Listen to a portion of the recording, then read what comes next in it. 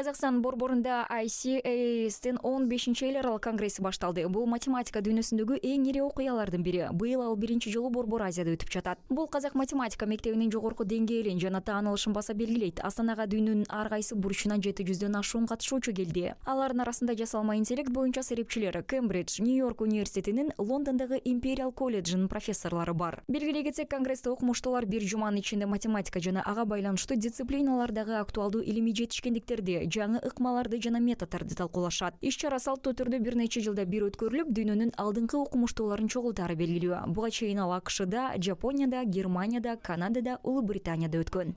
Ең біріншісі ғылымды дәріптеуге бұл үлкен сеп тигізеді және елімізді халықаралық деңгейде әлемде. Казакстан үчүн бул илимди жайылтууга жана өлкөнүн дүйнөлүк илимий коомдугу макамын жогорулатууга карай маанилүү кадам. Бул жерде математика жаатындагы Нобель сыйлыгына теңдеш сыйлыктарынын лауреаттары бар. Ошондой эле меценаттардын колдоосунун аркасында 100 жаш окумуштуу конгресске келе алышты. Бул жерде алар белгилүү математиктер жана ар кайсы өлкөлөрдөн келген катышуучулар менен баарлашып, тажрыйба алмаша алышат.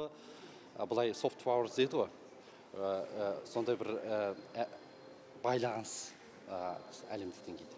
It's one of the big congresses in analysis, which is Бул айлана чөйрөнү сүрөттөгөн теңдемелер менен алектенген математиканын бөлүмү болгон анализ боюнча эң ири конгресстердин бири. Борбордук Азияда мындай ири математикалык конгресс биринчи жолу өтүп жатат. Бул жерде болгонума абдан кубанычтамын. held in Central Asia, and so it's very nice to be here.